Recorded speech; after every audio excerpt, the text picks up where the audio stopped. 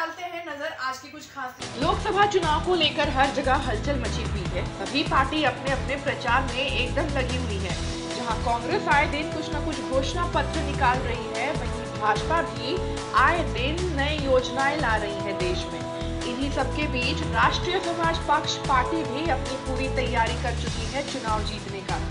राष्ट्रीय समाज पक्ष पार्टी के उम्मीदवार श्री रामपाल इस बार नोएडा गौतम बुद्ध नगर से चुनाव लड़ रहे हैं।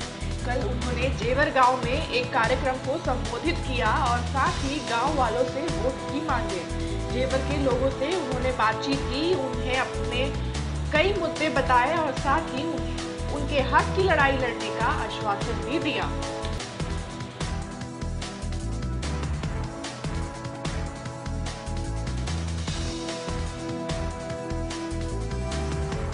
जेवर विधानसभा गांव के एक नेताजी से बात करते हैं आज और उनसे पूछते हैं कि चुनाव के इस माहौल में, इस हलचल में उनका क्या कहना है या उनकी क्या राय है।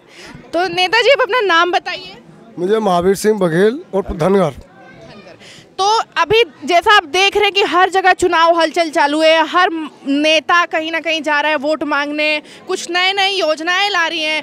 आए दिन कांग्रेस कुछ ना कुछ घोषणा पत्र निकाल रही है, भाजपा निकाल रही है, सपा बसपा निकाल रहे हैं। तो इस सब से आपको क्या लगता है कि मतलब क्या होगा आने वाले चुनाव में? देखिए, आने वाले चुनाव में बीजेपी जुमलेबाजी कर रही है और हमारा महेश शर्मा जी ने पहले आश्वासन दिया था, 5 साल हो गए, अभी तक जाति प्रमाण पत्र धनगर का जो शासन का आदेश भी है उसे तहसीलदार से कह करके अभी बनवा नहीं पाए। और यहाँ से जो सिटी एमएलए हैं धीरेन्द्र सिंह जी, उनसे भी हमने कहा और उनसे आज से नहीं, हम वो पहले कांग्रेस से चुनाव लड़े थे, तब से हम उनसे कहते चले आ रहे हैं भाई हमारा धनगर का जाति प्रमाण पत्र आप बनवाएंगे तो हम आपको वोट करते हैं। हमने वोट किया उनको बीजेपी में, इसीलिए वोट किया कि वो हमारा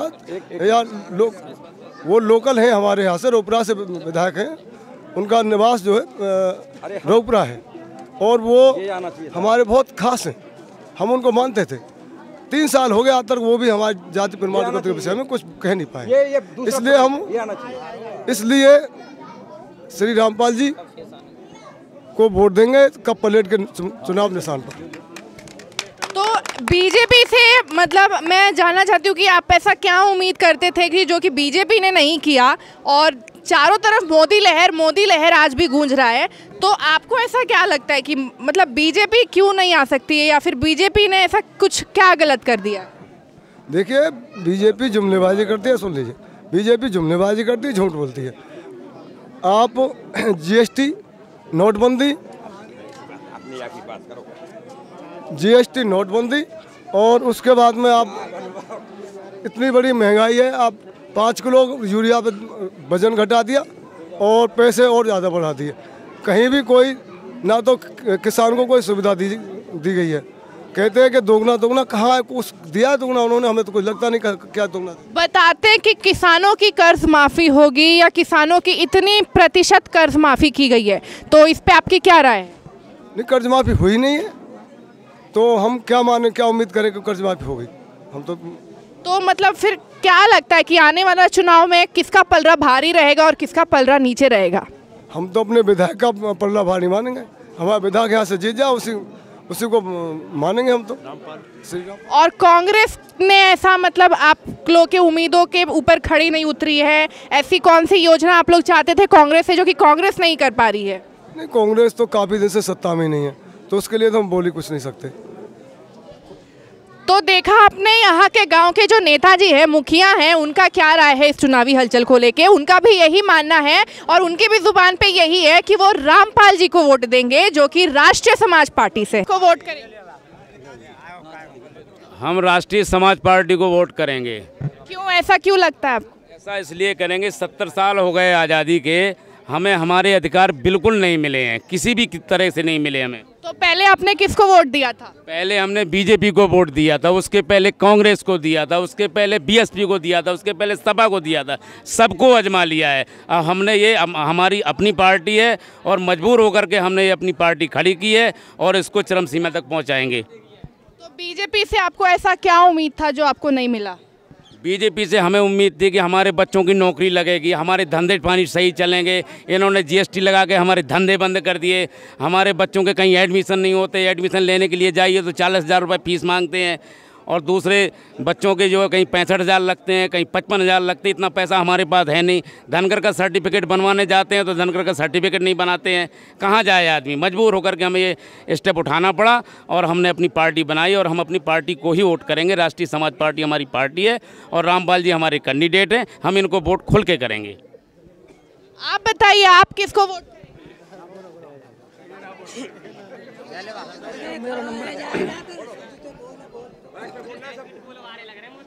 हमने पहले जो वोटें दी हैं कांग्रेस को, बीजेपी को, सभी पार्टियों को हम वोट देते चले आए हैं। लेकिन पिछली योजना में हमने महेश शर्मा जी को वोट देकर जिताया था। यहाँ से वोट देकर जिताया था। तो हम जब उनके पास गए कि भाई हमारा धनगर का सर्टिफिकेट हमें बनाया जाए, तो उन्होंने आश्वासन तो दिया हमें, लेकिन आज तक हमारा धनगर का सर्टिफिकेट नहीं बना। इसी कारण हम डॉक्टर महेश चंद्र जी से कहना चाहते हैं कि आज हम आपको ये दिखा देंगे कि हम अपने भाई को खड़ा करके और अपने भाई को वोट देंगे और महेश शर्मा जी आपको पूरा हराने का काम करेंगे। और मैं ऐश्वर्या भारत न्यूज़ टीवी में आपका स्वागत करती हूँ। आज हम गौतम बुद्ध नगर में हैं और यहाँ हम ऐसे जगह हैं, एक ऐसे शख्स से बात करने जा रहे हैं जो कि राजनीतिक के दुनिया में अभी अपना शुरुआती करने जा रहे हैं, अभी माना जाए तो अपना कदम रखने जा रहे हैं।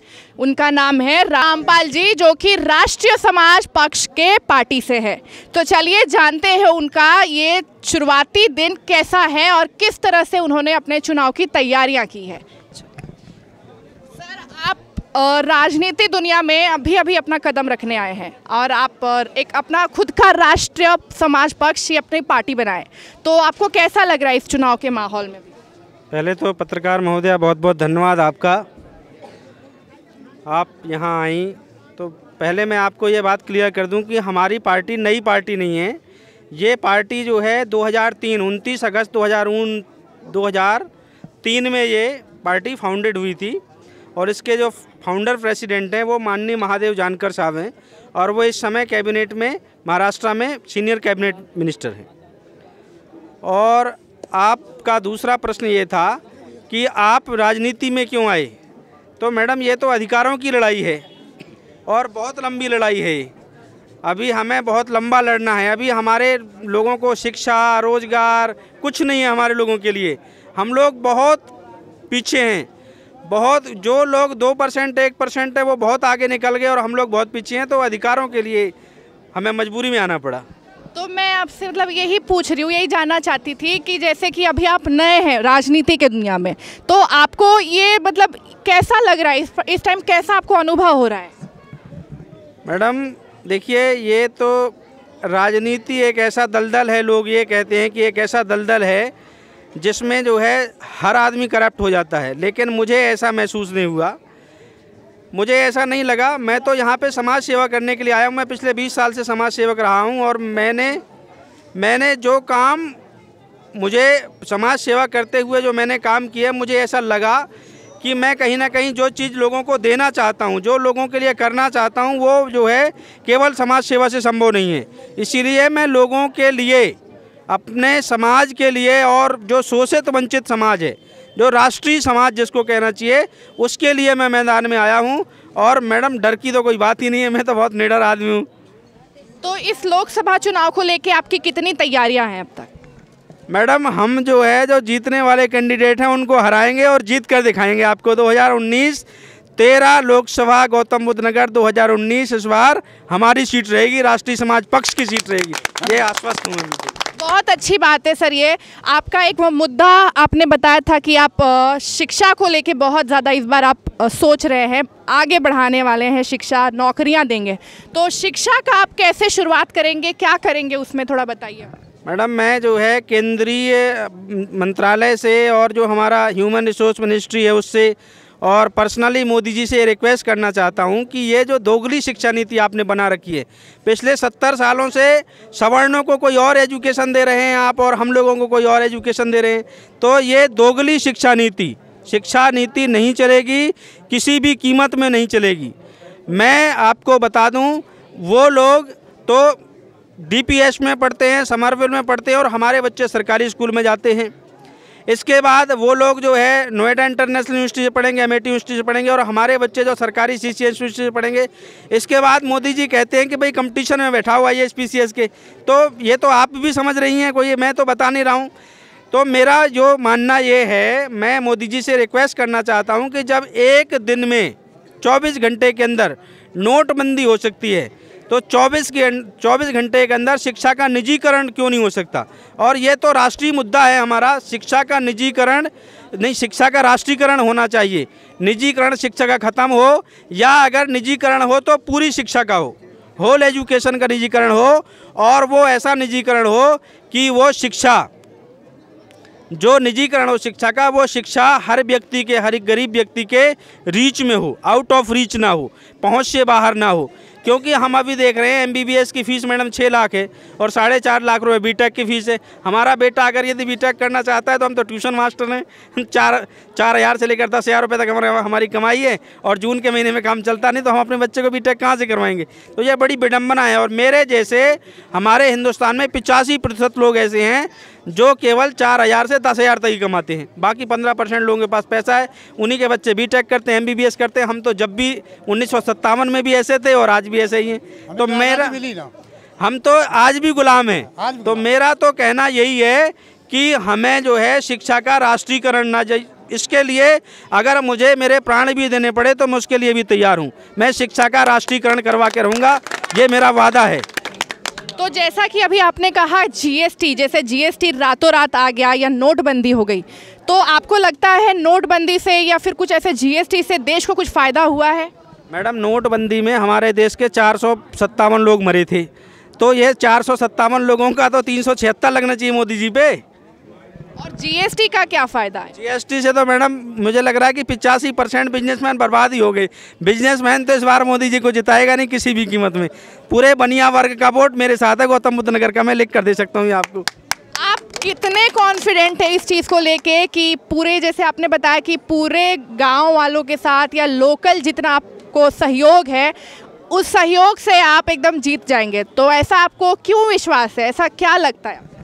देखिए, मैंने पिछले 20 वर्षों से समाज सेवा की है और मैं ज़मीन से जुड़ा व्यक्ति रहा हूं, और मुझे ज़मीनी हकीकत का पता है, मुझे लोगों की समस्याओं का पता है, और मैं उन्हीं समस्याओं को लेकर के चुनाव लड़ रहा हूं जो लोकल मुद्दे हैं, और मैं 110% आश्वस्त हूं कि मैं जीतूंगा, हर हाल में जीतूंगा। ये जानते हैं और भी कुछ लोगों से कि राष्ट्रीय समाज पक्ष के बारे में उनका क्या कहना है। सर, आप अपना नाम बताइए। जी, मेरा नाम श्रीकांत पाल है और मैं कानपुर से आया हूँ। श्रीकांत पाल जी, इस बार आप किसको वोट देंगे? राष्ट्रीय समाज पक्ष पार्टी है और जिनके प्रत्याशी गौतम बुद्ध नगर से, इनके मैं समर्थन में आया हूँ। वोट तो मेरा कानपुर में ही है। तो ऐसा आपको क्या लगता है कि कौन सी पार्टी इस बार जीतेगी? जी, दुनिया में बहुत सारी पार्टियाँ हैं और ये विश्व पार्टियों के आधार पर लोकतंत्र बना है। जब भारत का संविधान बना उसमें बहुत सारी पार्टी निकल के आई, जिसमें 1885 में कांग्रेस पार्टी निकल के आई। इसी तरह से देश में समय समय पर पार्टी आई, और पार्टियों का मेन मकसद ये है कि उनका प्रतिनिधित्व का सवाल है, उनका रिप्रेजेंटेशन का प्रॉब्लम है, क्योंकि इस कम्युनिटी पूरे देश में पाई जाती है। और उत्तर प्रदेश में या उत्तर भारत में कहें तो सबसे ज़्यादा कम्युनिटी होने के बावजूद भी राजनीतिक पार्टियाँ जो थी वो इनका हक नहीं दे रही, इनके अधिकार नहीं दे रही। इसलिए राष्ट्रीय समाज पक्ष ने भी दक्षिण भारत के होते हुए उत्तर भारत में भी अपने प्रत्याशियों को उतारा है और पूरे देश में लोग चुनाव लड़ रहे हैं। तो आपको क्या लगता है कि भाजपा ने कुछ नहीं किया लोगों के हित में? क्या मतलब जो योजनाएं बनाए उससे लोगों को कोई फ़ायदा नहीं हुआ? जी, जो भारतीय जनता पार्टी है देश में लंबे समय से काम कर रहे हैं, उसके पीछे का जो RSS है, तो इनके हाथी के दांत हैं, दिखाने के कुछ और खाने के कुछ और। लंबी लंबी भाषण देने के बाद, लंबे लंबे जुमले देने के बाद भी इस देश में बहुत सारे लोगों को 15 लाख का प्रॉमिस देने के बाद भी अभी तक उनके खाते में 1,000 रुपये भी नहीं आया। तो ये है पॉलिसी बीजेपी की। इसलिए लोग भारतीय जनता पार्टी से रूठ चुके हैं और राष्ट्रीय समाज पक्ष में उत्तर भारत में बहुत बड़े प्रचंड रूप से आने वाली। लेकिन देखा जाए तो आज भी मोदी लहर बहुत ज़्यादा है। जैसे 2014 के चुनाव में जितना मोदी लहर था उससे कई ज़्यादा इस बार के चुनाव में भी है। तो आपको ऐसा क्यों लगता है कि मोदी सरकार नहीं जीतेगी या फिर कुछ अलग होगा, ऐसा क्यों लगता है? राजनीति में मीडिया का बहुत बड़ा रोल है और मैं आपसे भी बताना चाहता हूँ कि जो प्रिंट मीडिया और इलेक्ट्रॉनिक्स मीडिया है, तो जितना भी इलेक्ट्रॉनिक्स मीडिया है टोटल फोकस कर रहा है। जो वर्तमान में सरकार है वो वर्तमान में बीजेपी की सरकार है, इसलिए ऊपर आवरण में तो है। आप 2019 का चुनाव देखते जाइए, जो 2014 में था उनका मोदी मैजिक अरविंद केजरीवाल ने दिल्ली में ही ख़त्म कर दिया था। तो आप इस बात को देखें। जी बहुत बहुत धन्यवाद आपका। देखा कि यहाँ पे हर एक बुजुर्ग के नाम मुंह पे या फिर हर एक लोगों के मतलब मुंह पे जुबान पे सिर्फ एक ही नाम है, एक ही पार्टी का नाम है, वो है राष्ट्रीय समाज पार्टी। तो आइए हम यहाँ के कुछ युवा से भी जानते हैं कि उनका क्या मानना है इस चीज़ पे लेके। किसको वोट देंगे आप? राष्ट्रीय समाज पार्टी को, भाई रामपाल जी को। ऐसा क्यों? क्योंकि वो एक अध्यापक है और हमें अध्यापक में भविष्य दिखता है। तो बीजेपी और कांग्रेस ने ऐसा कुछ नहीं किया? उनको तो हम 70 साल से देखते आ रहे हैं और क्या देखें उनको आगे। तो ऐसा क्या उम्मीद था आपको बीजेपी से जो आपको मतलब नहीं मिला अभी? एक पढ़े लिखे व्यक्ति को रोजगार की आवश्यकता होती है। रोजगार के नाम पे आप खुद ही देख रहे हो, रोज बेवकूफ़ बनाते, कभी पकोड़ा तलने पे, कभी कुछ ऐसी बातें निकल के सामने आती है, तो हमारा तो भरोसा उठ गया। तो आपके पास रोजगार नहीं है? नहीं, रोजगार वाली बात नहीं है, ये रोजगार का इन्होंने मजाक बना दिया। आप किसको वोट देंगे? सबसे पहले तो पत्रकार महोदय नमस्कार। आप सब लोग हमारी शोषित, वंचित और मजलूमों की बातें सरकार को दिखाते हैं, आप जनता को दिखाते हैं। आपको हृदय की गहराई से बहुत बहुत धन्यवाद। मैं ओमकार सिंह बघेल, गौतम बुद्ध नगर से जिला अध्यक्ष, और 8 से 9 महीने के अंदर आम पब्लिक को ये समझा पाया हूँ कि हाँ, अपना हक हमें कहाँ से मिलेगा, कहाँ से नहीं मिलेगा। उस हक के लिए साधारण लड़ाई करने से कुछ नहीं होगा, एक फ़ाइट करनी पड़ेगी। जैसे कि हमारे आज़ादी दिलाने के वक्त शहीद भगत सिंह ने की थी, वैसे ही हम एक युवाओं को वैसे ही फाइट करनी पड़ेगी सरकार से। हमें गौतम बुद्ध नगर के अंदर एक व्यवसायी सांसद नहीं चाहिए, हमें सिर्फ एक ऐसा सांसद चाहिए जो शिक्षक हो और आम जिंदगी जीता हो और सारे युवाओं के, सारे किसानों के, जितने भी मजलूम, शोषित, वंचित लोग हैं, हर फील्ड में उनके साथ रहकर, कंधे से कंधे, कदम से कदम मिलाकर उनका प्रतिनिधि बने रहना, ये एक ऐसा सांसद हमें चाहिए। और इसलिए हम यहाँ पर एक एकत्रित हुए हैं। गौतम बुद्ध नगर में 28 गांव की पंचायत है, यहाँ पर 28 गांव के मुखियाओं ने शपथ ली है कि हम कोई व्यवसायी या ऐसे दबंग नेताओं को वोट नहीं देंगे।